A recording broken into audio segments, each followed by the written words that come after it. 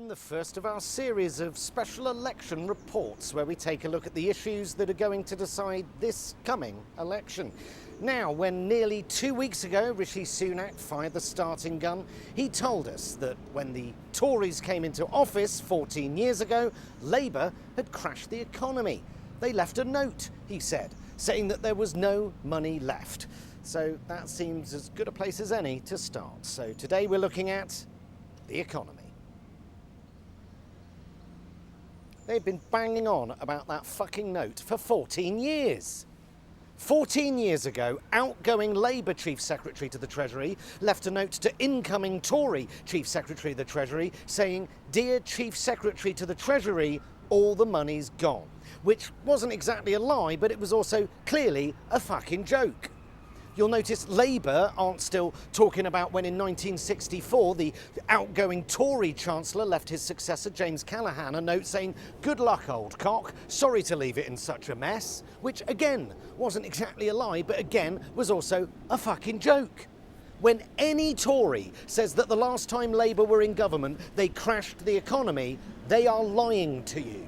Labour did not crash the economy in 2008. In 2008, there was a thing called the global financial crash. Global financial crash. And that was caused by greedy bankers, disaster capitalists, and hedge fund managers. Hedge fund managers like, Rishi Sunak, Kwasi Kwarteng, and Sajid Javid. Interesting.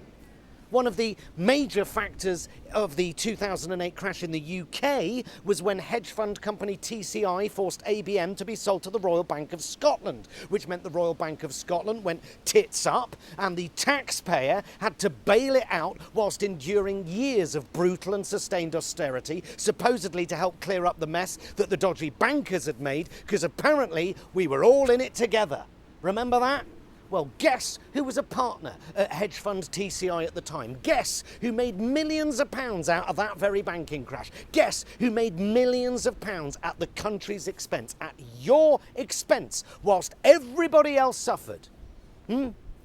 Rishi Sunak. He made millions of pounds out of the very chaos he helped create. Rishi Sunak is personally more culpable for that banking crash than anyone who was in government at the time. And yes, Labour overspent, just a teeny bit, but they overspent on things like hospitals and schools and social care and bombing Iraq. They didn't overspend 37 billion on useless test and trace, 26 billion in uncollected fraud that Rishi Sunak personally let slip through his fingers, or 1.6 billion on a barge full of listeria. And now, just like 2008, there's no money left. Again! Only this time it all went to Michelle Mone.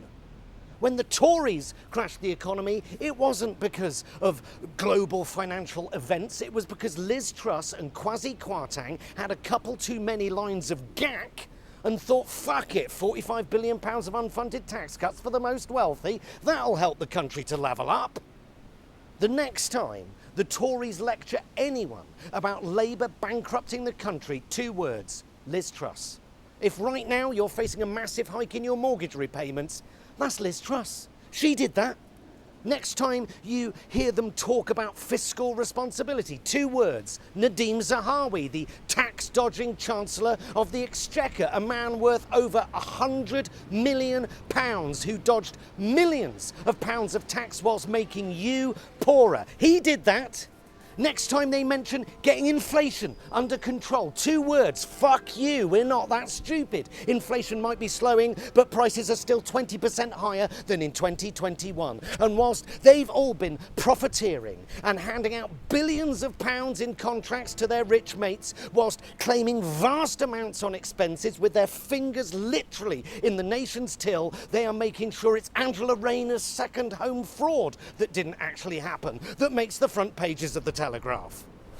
Whatever you think of Labour, I can't see them suddenly implementing £45 billion of tax cuts for the most wealthy on a whim. In fact, they're not going to do anything radical whatsoever. They are going to actually achieve absolutely fuck all if they win this election. You know why?